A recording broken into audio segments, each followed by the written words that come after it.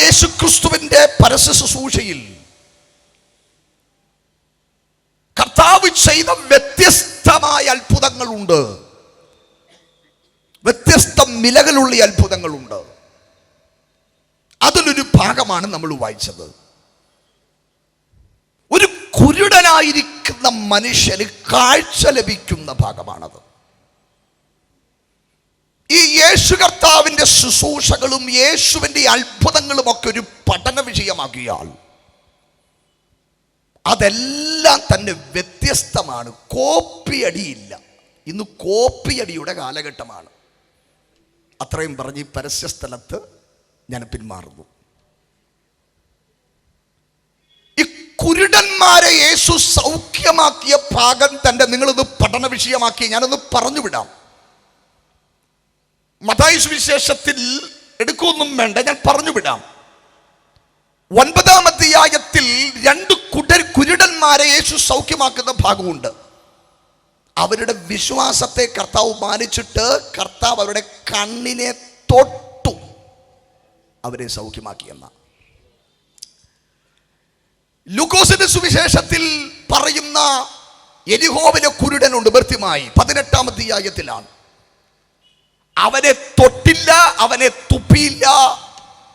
യേശു പറഞ്ഞു, കിടക്കയെടുത്ത് നടന്നോളാൻ പറഞ്ഞു. നിന്റെ വിശ്വാസം നിന്നെ രക്ഷിച്ചിരിക്കുക, നീ കാഴ്ച പ്രാപിച്ചു പൊയ്ക്കോളാൻ പറഞ്ഞു. യോഹന്നാന്റെ സുവിശേഷം 9-ാം അധ്യായത്തിൽ മറ്റൊരു കുരുടനെ കണ്ടു, പിറവിയിലെ കുരുടനായിരിക്കുന്ന മനുഷ്യൻ. അത് ഭയങ്കരമാണ് കേട്ടോ. യേശു കർത്താവ് ചേറുണ്ടാക്കി ആ ചേറ് കണ്ണിൽ പൂശിയിട്ട് യേശു പറഞ്ഞു, ശീലോഹാം കുളത്തിൽ പോയി കഴുകുക. അവനങ്ങനെ കഴുകി അവൻ കാഴ്ച പ്രാപിച്ചു മടങ്ങി വന്നു. ഇവിടെ മർക്കോസിന്റെ സുവിശേഷത്തിൽ പറയുന്നു, അങ്ങനൊന്നുമല്ല, യേശു കണ്ണിൽ തുപ്പി അവൻ കാഴ്ച ഉള്ളവനായിട്ട് മാറി.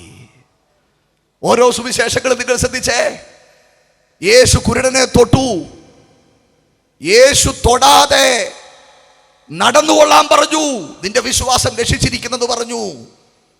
യേശു കർത്താവ് ചേറുണ്ടാക്കി ചേറ് കണ്ണിൽ പൊതിഞ്ഞു, യേശു കണ്ണിൽ തുപ്പി. കുരുടന്മാരെ സൗഖ്യമാക്കുന്ന ആ ചെറിയ വിഷയത്തിൽ പോലും കോപ്പിയടിയില്ല. ഒരാൾക്ക് വേണ്ടി ചെയ്തതല്ല, അടുത്താക്ക് ചെയ്തത്. യേശുവിന്റെ ശുശ്രൂഷയ്ക്കകത്ത് ഭയങ്കര അത്ഭുതമുണ്ട്. കർത്താവിന്റെ പരസ്യ ശുശ്രൂഷയിൽ യേശു ഉയർപ്പിച്ചു എന്ന് പറയുന്ന 3 വ്യക്തികളാണല്ലോ. ഈ യായിറോസിന്റെ മകളെ, നയീനിലെ വിധവിയുടെ മകനെ, ലാസറിനെ. യായിറോസിന്റെ മകളെ യേശു കർത്താവ് ഉയർപ്പിച്ചത് വീട്ടിൽ വെച്ചാ. നയീനിലെ വിധവയുടെ മകനെ യേശു ഉയർപ്പിച്ചത് വഴിയിൽ വെച്ചാ. ലാസറിനെ കർത്താവ് ഉയർപ്പിച്ചത് കല്ലറയിൽ വെച്ചാണ്. ഇന്ന് രാത്രിയിൽ ഇവിടെ ഇരിക്കുന്ന നിങ്ങളോട് പരിശുദ്ധാത്മ പ്രാരംഭത്തിൽ ഒരു ദൈവശബ്ദം പറയുന്നു, ഒരാൾക്ക് വേണ്ടി ചെയ്തതല്ല കർത്താവ് നിനക്ക് വേണ്ടി ചെയ്യുന്നത്. 2024 വരെ നമുക്ക് വേണ്ടി ചെയ്തതല്ല 2025 കർത്താവ് ചെയ്യാൻ പോകുന്നത്. ആർക്കും ചെയ്തിട്ടില്ലാത്ത വ്യത്യസ്തമായ കാര്യങ്ങൾ ഈ വർഷം ഈ ദൈവസഭയ്ക്ക് വേണ്ടി കർത്താവ് ചെയ്യുമെന്ന് ഞാൻ പരിശുദ്ധാത്മാവിന്റെ നിയോഗത്തോടെ പറഞ്ഞാൽ എത്ര പേർക്ക് ഇന്ന് രാത്രി അത് വിശ്വസിച്ചത് ഏറ്റെടുത്ത് ആമേൻ പറയുവാനായിട്ട് കഴിയും? കർത്താവിന്റെ പ്രവർത്തികൾക്ക് വ്യത്യസ്തതയുണ്ട്.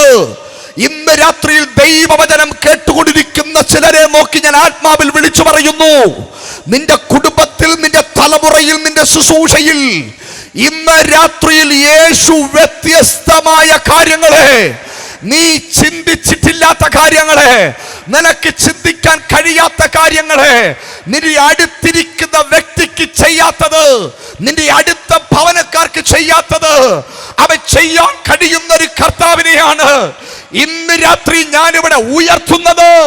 അവൻ വ്യത്യസ്തതയുടെ ദൈവമാണ്. ഹല്ലേലൂയ.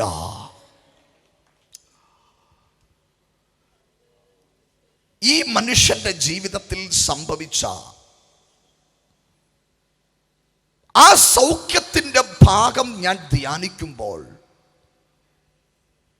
എന്നെ അവിടെ സ്പർശിച്ചത് ആ മനുഷ്യന്റെ കണ്ണു തുറന്നതോ, ആദ്യം തുറന്നപ്പോൾ മരം പോലെ കണ്ടതോ, പിന്നെ തുറന്നപ്പോൾ സ്പഷ്ടമായി കണ്ടതോ ഒന്നുമേ അല്ല.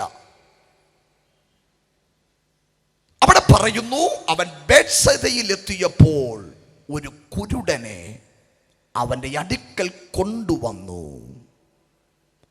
അവനെ തൊടണമെന്ന് കൊണ്ടുവന്നവർ അപേക്ഷിച്ചു.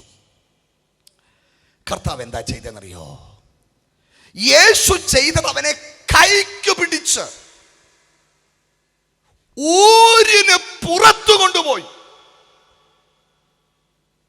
അവനെ സൗഖ്യമാക്കിയിട്ട് 26-ാമത്തെ വാക്യത്തിൽ പറയുന്നു, നീ ഊരിൽ കടക്ക പോലും അരുത് എന്ന് യേശു പറഞ്ഞു.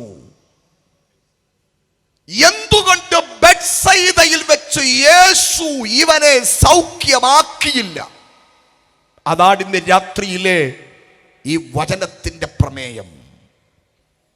എന്തുകൊണ്ട് ആ പട്ടണത്തിനകത്തു വെച്ച് യേശുവിന്റെ കണ്ണു തുറന്നില്ല?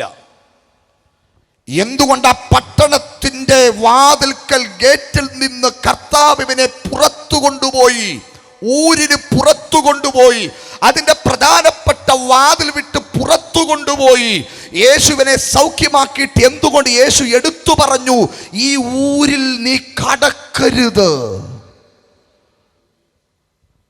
അങ്ങനെ ഞാൻ ചിന്തിച്ചു തുടങ്ങിയപ്പോൾ ബേത്സയിദ എന്ന സ്ഥലത്തെ കുറിച്ച് ഒന്ന് ധ്യാനിക്കാനും ചിന്തിക്കുവാനും തുടങ്ങി.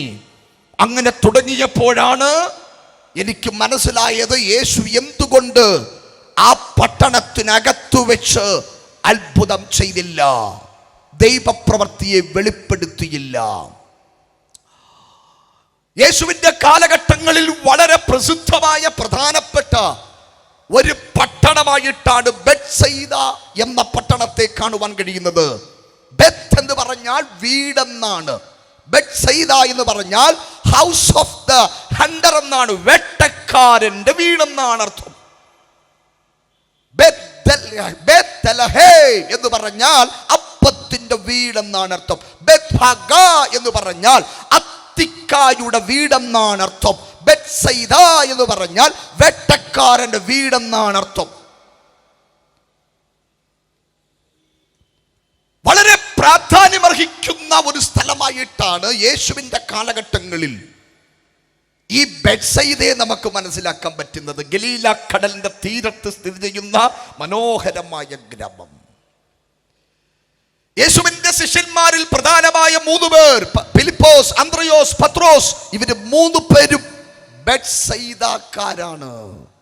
അപ്പൊ യേശുവിന്റെ 3 പ്രധാനപ്പെട്ട ശിഷ്യന്മാർ ജനിച്ച സ്ഥലമാണ് ബേത്സയിദ. യേശു 5 അപ്പവും 2 മീനും കൊണ്ട് ബേത്സയിദയിൽ അത്ഭുതം ചെയ്തതായി തിരുവെഴുത്തിനകത്ത് കാണുവാൻ സാധിക്കുന്നുണ്ട്. ബേത്സയിദയെക്കുറിച്ച് വളരെ ശക്തമായി വേദപുസ്തകം പറയുന്ന ഒരു വചനഭാഗം നിങ്ങളുടെ ശ്രദ്ധയിലേക്ക് കൊണ്ടുവരുന്നു. എങ്കിലേ ഈ പറയുന്ന ദൈവശബ്ദം എന്നാൽ മനസ്സിലാക്കത്തുള്ളൂ.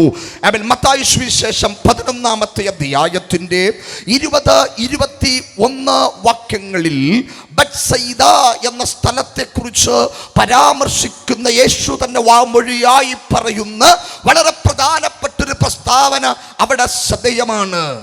പിന്നെ അവൻ തന്റെ വീരപ്രവൃത്തികൾ മിക്കതും നടന്ന പട്ടണങ്ങൾ മാനസാന്തരപ്പെടായകയാൽ അവയെ ശാസിച്ചു തുടങ്ങി. കോരസീനെ നിനക്ക് ഹാ കഷ്ടം, ബേത്സയിദേ നിനക്ക് ഹാ കഷ്ടം.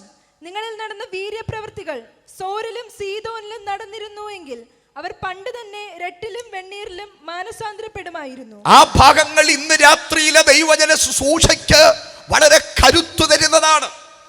നിങ്ങൾ ആ ഭാഗങ്ങൾ കാണുന്നു, വായിക്കുന്നു, ശ്രദ്ധിക്കുന്നു എന്ന് ഞാൻ വിശ്വസിക്കുന്നു. പിന്നെ അവൻ തന്റെ വീര്യപ്രവൃത്തികൾ മിക്കതും നടന്ന പട്ടണങ്ങൾ, അങ്ങനെ വീര്യപ്രവൃത്തികൾ നടന്ന പട്ടണത്തിൽ അവിടെ എടുത്തു പറയുന്ന ഒരു പട്ടണമാണ് ബേത്സയിദ എന്ന് പറയുന്നത്. ഞാൻ ഇന്ന് രാത്രിയിൽ വളരെ ശാന്തമായി നിന്ന് ആവേശങ്ങൾ ഒത്തിരി കുറച്ച് ഇന്ന് രാത്രിയിൽ ദൈവവചനത്തിന്റെ യാഥാർത്ഥ്യത്തെ നിങ്ങളുടെ ഹൃദയത്തിന്റെ ഉൾത്തടത്തിലേക്ക് ഒരാഴമായ ആഗ്രഹത്തിലാണ് ഇന്ന് രാത്രി ഞാൻ ദൈവവചനം പറയുന്നത്. പണ്ടൊരമ്മച്ചി പറഞ്ഞു, എൻ്റെ പൊന്നു പാസ്റ്ററെ, എൻ്റെ പൊന്നു സഹോദര, എൻ്റെ പൊന്നു സഹോദരി, എന്നാ ഉണർവായിരുന്നു മീറ്റിങ്ങിൽ, ഭയങ്കര ഉണർവായിരുന്നു. മറ്റുള്ളവർ ചോദിച്ചു, അമ്മച്ചി എന്താ പ്രസംഗിച്ചത്? അത് കേൾക്കാൻ പറ്റാത്തതുപോലെ ഉണർവായിരുന്നു. ഇത്ര മനോഹരമായ സൗണ്ട് സിസ്റ്റവും ക്രമീകരണങ്ങളും എല്ലാം ഇവിടെ ക്രമീകരിച്ചിട്ട് അത് കേൾക്കാൻ പറ്റാത്തതുപോലെ ഒരു ഉണർവാണെങ്കിൽ ആ ഉണർവിനെ ഒന്ന് സംശയിക്കേണ്ടിയിരിക്കുന്നു. ഇന്ന് രാത്രിയിൽ കുറച്ച് ബഹളങ്ങൾ ഉണ്ടാക്കി അവസാനിക്കുന്ന ഉണർവെന്ന ചിന്ത മനോഭാവങ്ങൾ ചിന്തിക്കുന്നവരുണ്ട്. ഞാൻ അതിലേക്കൊന്നും വരുന്നില്ല. ഇന്ന് രാത്രിയിൽ ഇതിനകത്ത് ഉണർവ് വെളിപ്പെടാൻ തുടങ്ങുമ്പോൾ നിന്റെ കണ്ണ് നനയാൻ തുടങ്ങും, നിന്റെ ഹൃദയം ഉടയുവാൻ തുടങ്ങും. കണ്ണുകളിൽ നിന്നറിയാതെ കണ്ണുനീർ താഴെ വീഴോ. അപ്പോൾ നീ എന്ത് ചെയ്യുമെന്നറിയാമോ? ഇടത്തും വലത്തും ഇരിക്കുന്നവരെ നോക്കാതെ നിന്റെ കരമായി അറിയാതെ ഉയർന്നു വരും, നിന്റെ കൈ അറിയാതെ അടിച്ചെന്നു പറയും, പരിസരം മറന്ന് നീ എഴുന്നേറ്റുന്നത് ദൈവത്തെ സ്തുതിച്ചെന്ന് പറയും. ഒരുപക്ഷെ ഓടി ഇവിടെ നിന്ന് മുമ്പോട്ട് വന്നു പോലും നീ പ്രാർത്ഥിക്കുവാൻ തയ്യാറായെന്ന് വരും. ഇതൊക്കെ യഥാർത്ഥ ഉണർവിൽ സംഭവിക്കുന്ന ദൈവപ്രവൃത്തി എന്ന് പറയുന്നത്. അതുകൊണ്ട് അത് സംഭവിക്കണമെന്ന് ഈ കാലഘട്ടത്തിൽ ആഗ്രഹിക്കുന്ന ഒരു എളിയ സുവിശേഷകനാണ് ഞാൻ. ഇന്ന് ഉണർവെന്ന് പറയുന്ന പല ഉണർവുകളെയും ദൈവവചന അടിസ്ഥാനത്തിൽ സംശയിക്കേണ്ടിയിരിക്കുമ്പോൾ അവൻ ദൈവവചനം പറയുന്ന യഥാർത്ഥ ഉണർവിലേക്ക് അവൻ ഈ ദിവസങ്ങൾ നടക്കുന്ന ജനറൽ കൺവെൻഷൻ നമ്മളെ കൊണ്ടെത്തിക്കട്ടെ. അത് ആഗ്രഹിക്കുന്ന ദൈവമക്കളുണ്ടെങ്കിൽ ആ കരങ്ങളൊന്ന് ഉയർത്തിയോ, ആ കരങ്ങളൊന്ന് അടിച്ചോ, വായ്കളെ തുറന്ന് ദൈവത്തെ അല്പസമയങ്ങൾ ശബ്ദമുയർത്തി സ്തുതിക്കട്ടെ.